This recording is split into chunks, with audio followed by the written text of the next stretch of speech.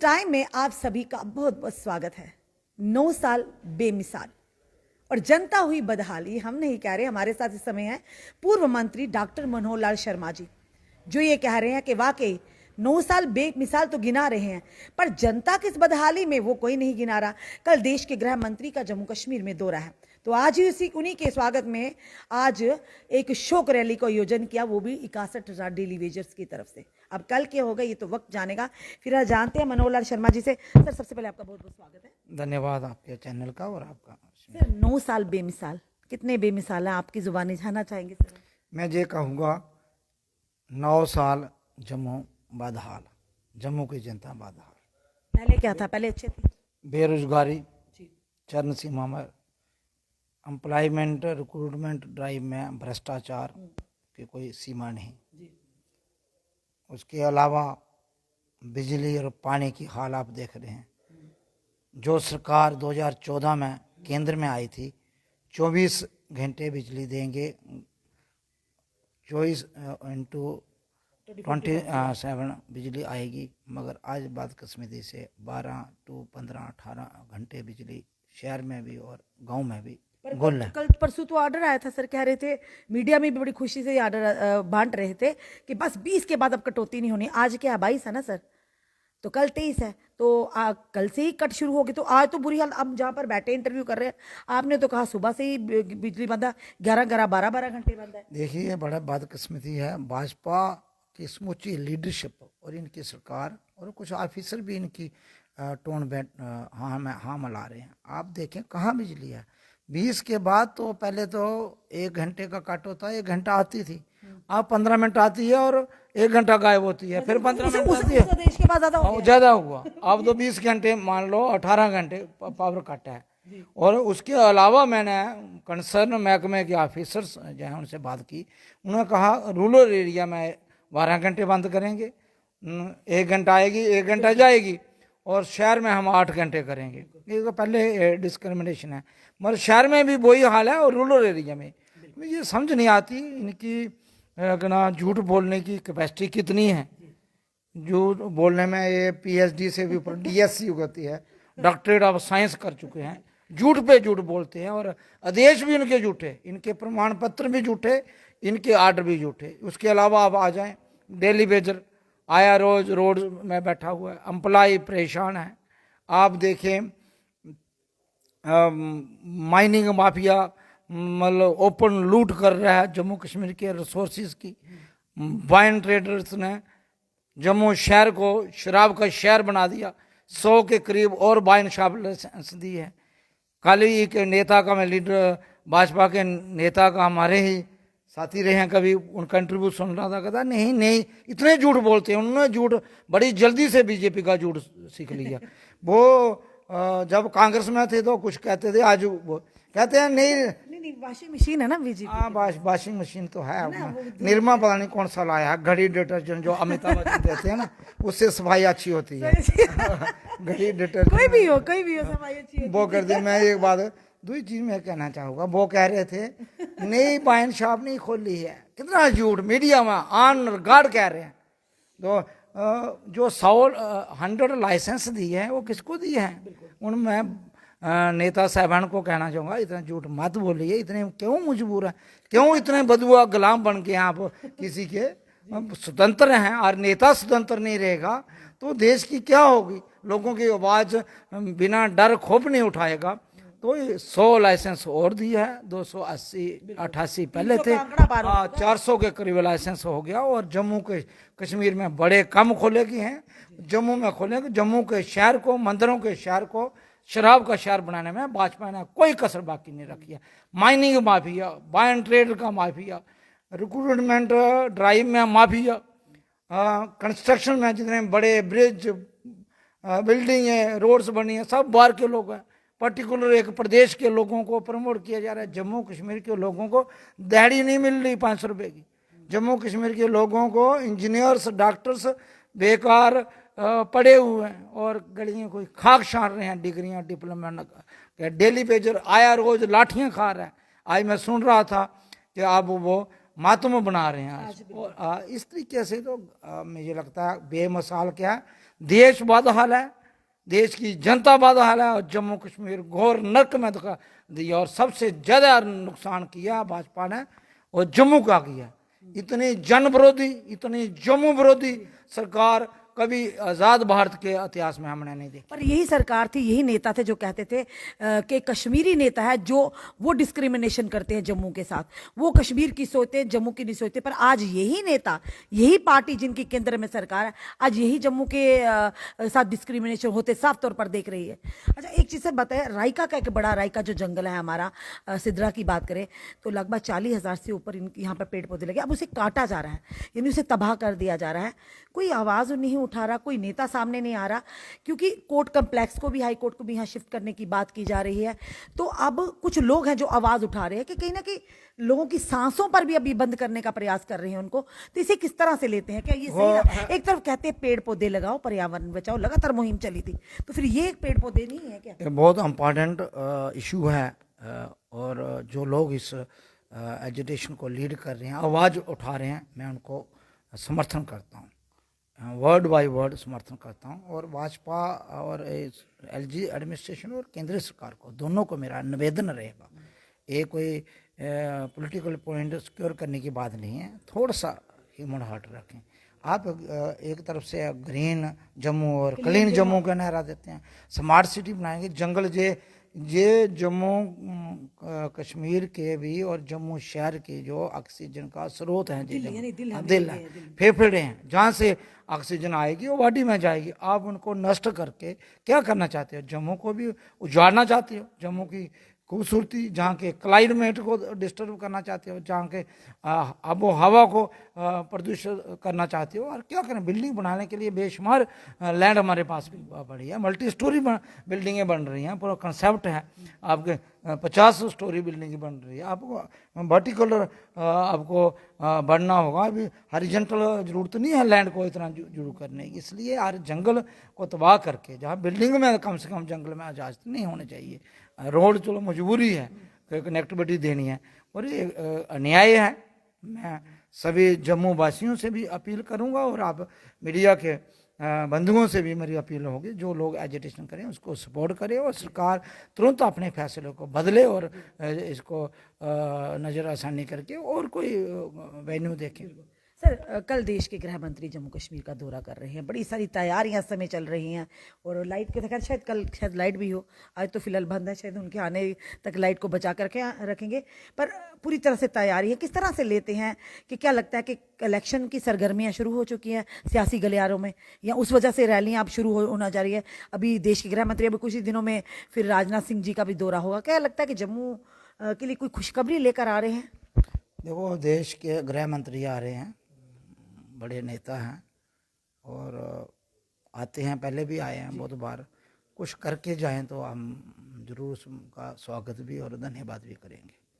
देखो, हम सिस्टम के बीच में रहने वाले लोग हैं और लोकतंत्र की गरिमा को समझते हैं।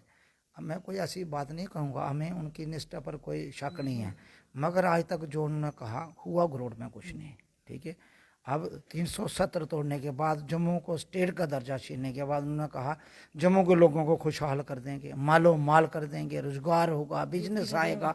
तो जो बिजनेस लोगों के पास था, आप पूछिए जम्मू, उनसे भी बिजनेस छीना गया, चाहे माइनिंग माफिया जहाँ ला, चाहे बाइन ट्रेडर जो आए कि उन, चाहे रिक्रूटमेंट में जो एजेंसियाँ जहाँ काम करती थी बाहर से लोग लाए, जितना कंस्ट्रक्शन का काम, रोड है, चाहे रिंग रोड बन रहा है, चाहे आपका एक्सप्रेस हाईवे बन रहा है, या जितनी बिल्डिंग बन रही हैं, सारा काम एक पर्टिकुलर एक स्टेट के लोग और इनके भाई भतीजा काम कर रहे हैं। तो एक ओपन और ऑर्गेनाइज लूट जम्मू कश्मीर के रिसोर्सेज की करने का प्रयास भाजपा ने किया है, इसलिए हम इनके विरोध इस बात पे करते हैं। और अगर रही बात, कौन सी बात है, 5 साल हो गए जम्मू कश्मीर में विधानसभा चुनाव नहीं, क्यों डरता है भाजपा? उन्होंने अच्छा काम किया है, 9 साल बेमिसाल है, क्यों नहीं जम्मू कश्मीर में चुनाव कराते? आए कराएं जम्मू कश्मीर असेंबली चुनाव, पता लगेगा आप कितने पानी में हो। आप लोगों को अपने लोहे के आंसू से और लाया, आपने अपना जहाँ का बिजनेस तबाह कर दिया, आपने जहाँ के युवाओं को लाठियाँ और रोड पे प्रोटेस्ट करने पे मजबूर कर दिया। आप उनकी खून पसीने की, उनकी माँ बाप की कमाई, कुछ लोगों ने अपने गहने गरीबी रख के, कुछ लोगों ने अपनी ज़मीनें बेच के बच्चों को पढ़ाया, और आप एक भी लिस्ट, क्या हुआ एसआई की लिस्ट का, क्या हुआ जेके बैंक की रिक्रूटमेंट की धांधली का, क्या हुआ अकाउंट असिस्टेंट की लिस्ट अभी तक फाइन, क्या हुआ आपका जो फायर सर्विसेज का सिलेक्शन, क्या हुआ पुलिस की अपने बॉर्डर की लिस्ट निकाली, दूसरे दिन अपने कैंसिल की, ये धांधली हो। आप स्वयं ही फैसले करते हो, आप ही एजेंसियों को काम देते हो, और दूसरे दिन कहते हो ये भ्रष्ट है, भ्रष्टाचार है। और वही एजेंसियां पूरे देश में भ्रष्टाचार में लिप्त हैं, उनकी क्वेश्चन मार्क लगा है, ब्लैक लिस्ट है, उनको आप बार बार फेवर करते हो, और रूल्स में अमेंड करके उनको फेवर करके काम देते हो, फिर सिलेक्शन प्रोसीजर में पेपर आउट होते हैं, लीकेज होती है। तो इसलिए कहीं ना कहीं जम्मू कश्मीर को आपने, जैसे देश में ईस्ट इंडिया कंपनी आई थी और देश को गुलाम किया था, इसलिए बाहर के कुछ लोग ला के जहाँ आपने जम्मू कश्मीर को एक कंपनी राज के तहत जहाँ लूटना चाहते हैं, इस लूट खसुट को हम कम से कम हम बर्दाश्त नहीं करेंगे। मैं एक बात कहूँगा, जितने भी जी होश लीडर हैं जम्मू कश्मीर के, सबको इकट्ठे होकर, पोलिटिकल अफिलिएशन उनकी कहीं रहे, आइडियोलॉजी की है, कुछ मुद्दों में हम इकट्ठे हो सकते हैं, स्टेट बाहली में इकट्ठे हो सकते हैं, जम्मू कश्मीर के रिसोर्सेज की जो ऑर्गेनाइज लूट हो रही है उस पर हम इकट्ठे हो सकते हैं रोकने के लिए, हम जहाँ के युवाओं को रोजगार के लिए हम आवाज़ बुलंद कर सकते हैं, जहाँ के लैंड के जो राइट्स हैं उसके लिए इकट्ठे हो सकते हैं, और जम्मू कश्मीर में विधानसभा चुनाव हो इसमें इकट्ठे हो सकते हैं। तो हम सब इकट्ठे होकर केंद्र सरकार पे दबाव बनाएं, और चुनाव हो जहां इलेक्शन हो तब इन मुद्दों का हाल ही में जनरल सेक्रेटरी भाजपा के जो तरुण चुग जी, उन्होंने ऐलान किया था कि जिस तरह से विपक्षी दल आवाज उठा रहे थे कि भाजपा नहीं चाहती कि इलेक्शन हो, और भाजपा के अधीन है, यानी कि जो इलेक्शन कमीशन भाजपा के इशारों पर नाच रहा है। तो साफ तौर पर उन्होंने कहा कि जल्द जम्मू कश्मीर में इलेक्शन होंगे, ये तरुण चुग जी का कहना था। और साथ ही साथ उन्होंने ये भी कहा कि इलेक्शन कमीशन किसी के अधीन नहीं, वो अपने फैसले खुद ले सकते, तो उन्हें जब लगेगा तो इलेक्शन की घोषणा भी करेंगे। उसी के चलते कल अगर बात करें इन्हीं के केंद्रीय मंत्री जो हरदीप सिंह पुरी जी, वो कहते हैं इलेक्शन की क्या जरूरत है, अभी क्या इतनी जल्दी है। यानी दोनों में एक तरफ से वो कहते हैं होने चाहिए, जल्दी होंगे, इलेक्शन कमीशन जल्द से इसका आह्वान करेगा, किसी का दबाव नहीं इलेक्शन, और वो हरदीप पुरी जी कहते हैं कि आखिर क्या जरूरत है। देखिए, दो बातें मैं कहूँगा, भाजपा के लीडरशिप के स्टेटमेंट आप उठाएं, सीनियर लीडर जो है केंद्रीय मंत्रियों के, उनमें इतनी सेल्फ कंट्राडिक्शन है, आपस में इतना अंतर विरोध है, एक कुछ कहता है और सेम समय एक कुछ कहता है दूसरा कुछ कहता है। तो इनके पास कोई रोड मैप नहीं है देश के लिए ना जम्मू कश्मीर के लिए, ये हाथ पाँच में चल रहे हैं, और इनको एक ही एजेंडा था जम्मू कश्मीर में 370 आर्टिकल उठा के, और जहाँ लूट करें जम्मू कश्मीर के रिसोर्सेज की, जहाँ लोग खुशहाल थे, लोग बिजनेसमैन खुशहाल था, जहाँ का युवा रोजगार में सेफ्टी थी, जहाँ के किसान बेहतरी में था, जहाँ का नाम फ्रूट ग्रोअर खुशहाल था, वो रिसोर्सेज को लूटने का प्रयास भाजपा ने अपने चंद नेरे डेरर्स को जहाँ ला के और लूट रहे हैं, माइनिंग के नाम पर हो रहा है, हर मरले में लूट हो रही है। इसलिए ये कहें कि ये स्टेटमेंट दे के गुमराह करना चाहते हैं। एक तरफ एक स्टेटमेंट आता है, कहते इलेक्शन कमीशनर किसके कंट्रोल में है, मुझे बताए आप अगर सुप्रीम कोर्ट ने जो कहा फिर आपको क्यों विरोध हुआ इलेक्शन कमिश्नर की उस बात पे? इलेक्शन कमीशन हुआ, आपने अथॉरिटियाँ टोटली कमज़ोर कर दी हैं। जो ऑटोनमस इंस्टीट्यूशन थे, आपकी कोर्ट्स में इतनी इंटरफेरेंस है, आपके इलेक्शन कमिश्नर को जो आप जहाँ से प्रोग्राम बना के देते हैं वो पब्लिश होता है।